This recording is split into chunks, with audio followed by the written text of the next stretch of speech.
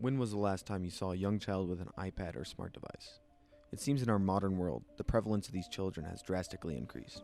Going out to a restaurant or walking through an airport, it is almost guaranteed you'll see one of these children. Have you ever wondered what the effects of such early exposure to these devices would be? Today we will be exploring that very idea. Join us as we explore the long-term effects of screen exposure on a child's cognitive and physical development. Before we begin, let's first define screen use. Screen use as we define it is a sedentary activity making use of technology such as mobile devices, television, and computers. This encompasses all forms of consumption, whether that be recreational or educational. An important distinction to make is the difference between active screen time and passive screen time. Active screen time involves cognitively or physically engaging in screen-based activities. This can range from playing video games to completing homework assignments on your computer. On the other hand, passive screen time requires very little cognitive and physical engagement. Think of binge watching a Netflix series or doom scrolling on TikTok. Let's introduce a hypothetical scenario to help us explore this issue more deeply. This child is Billy, and this child is Tommy. They both come from an average middle-class American household, with parents who love and care for them. The only difference between the two is the amount of screen use they both view. In the case of Billy, he had restricted access to screens for most of his childhood and adolescence. Tommy, on the other hand, grew up with constant screen exposure. In a study by Neofutu, it was quoted that, compared to children born in 1970 who typically began watching television at age 4, children born after 2000 began watching television on a regular basis at 4 months old. Seeing how the statistic was measured over 20 years ago, it is almost guaranteed that the age of a child when they start viewing screens on a regular basis has continued to decrease. Returning to our hypothetical, let's say Tommy's consistent screen use began at 4 months old. Given that fact, let's explore the effects of such early exposure and how it will affect him throughout his childhood.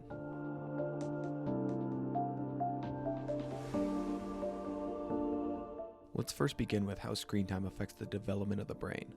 In the same review done by Neofutu and others on the effects of excessive screen time on neurodevelopment, learning, memory, mental health, and neurodegeneration, it was stated that excessive screen time had a substantial impact on cognitive, behavioral, and emotional development in children, adolescents, and young adults.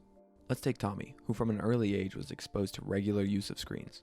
His parents provided him with all sorts of novel shows, but interestingly enough, depending on the type of show Tommy consumes, his language acquisition will either be significantly hindered or increase the amount of vocabulary he will comprehend. Let me explain. If from this age, Tommy was exposed to shows such as Teletubbies or other shows that don't have a comprehensive language model, it could significantly hinder the acquisition of language.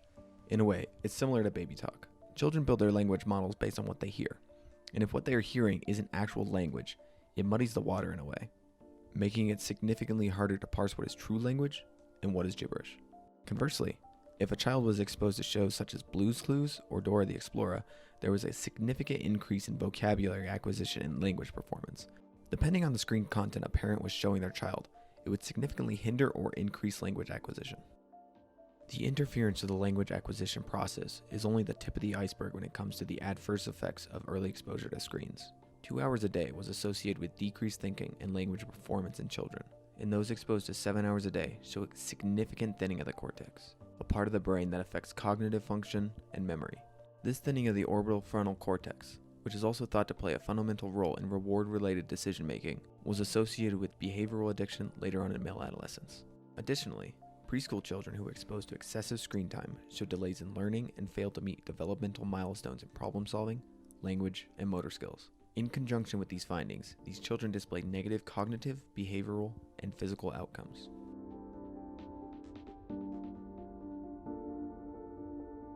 As we discussed earlier, screens have become a widespread presence in everybody's lives, including the lives of infants and children.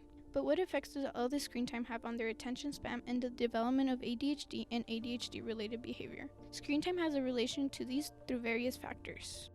Let's start with attention span. Screen time can make it difficult to perform activities that can better stimulate cognitive abilities in long attention spans. Researchers emphasize that for the brain of infants and toddlers in development, attention-capturing media that displaces learning opportunities have low developmental values. According to a study done by B. Charmaine and S.C. Lemon, children and adolescents ages from 6 to 17, either diagnosed with ADD or ADHD, or rated as having attention problems and impulsiveness, were found to have a greater rate of screen time. The severity of attentional symptoms appear to correspond to overall children's internet and video game time and consumption. Going back to our scenarios, Tommy has been exposed to smart technology from a young age. This can likely increase the chances of Tommy to develop attention problems and/or ADHD-related behavior like hyperactivity, impulsiveness, and shortened attention span that can eventually lead to poor self-control. Now, let's move on to arousal levels. Violent media has been shown to elevate the arousal levels in children, consequently leading to poor self-regulation and resulting in attention problems. But before we move on, let's review what are arousal levels. Arousal levels refer to the level of alertness and attentiveness that we have in response to our environment. When a child is highly aroused, they are more alert, responsive, and are ready to learn.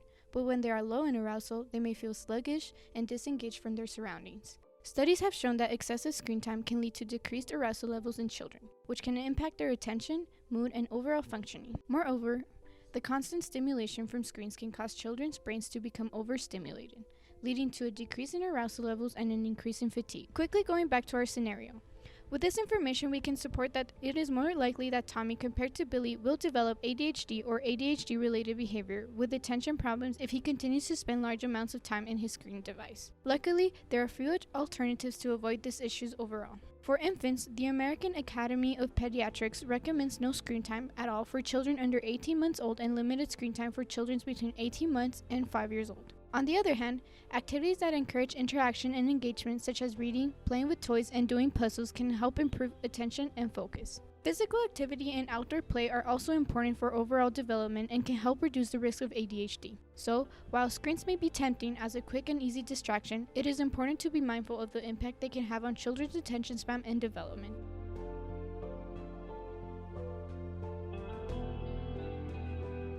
Phones and computers are now a staple part of daily life. We use them for communication, education, and recreational purposes. It's near, if not outright impossible, to go a day without being exposed to a screen. 95% of teenagers in America use the internet on a daily basis. It's been a few years, and Tommy is now entering middle school. An individual's years in adolescence are some of the most informative on development and growth. Many changes take place in the body and brain, and through this period, children take their first steps towards adulthood. With that in mind, let's explore how Tommy will be affected by the effects of screens in his adolescence. When discussing screen use, it's extremely important to discuss the effects it has on mental health. Screen use has been positively associated with an increase in anxiety, loneliness, depression, self-perceived attention problems, and suicidal tendencies. A study analyzing cohort trends found that from the period of 2008 to 2017, those born in 1990 and 1980 reported significant increase in severe psychological distress and thoughts of suicide in contrast to those born in 1970 and earlier. On top of that, social media use had a significant association with psychiatric disorders in adolescence. Previously discussed adverse effects of early screen use created during childhood will continue to persist and grow through adolescence, with many of the issues only getting worse.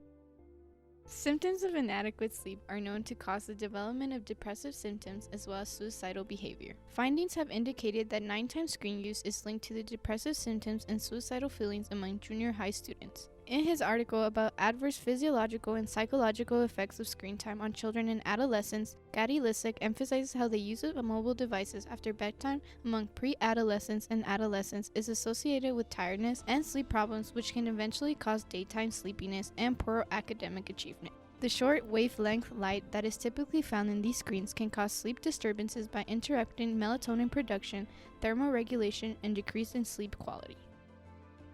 An interesting study found that students in a classroom with restricted access to devices scored better on both unit and final exams compared to classrooms that allowed for device usage. There could be many factors contributing to this, but researchers believe it's due to the screen usage disturbing the mnemonic strategies used to support memory retention, which are associated with diminished long-term memory.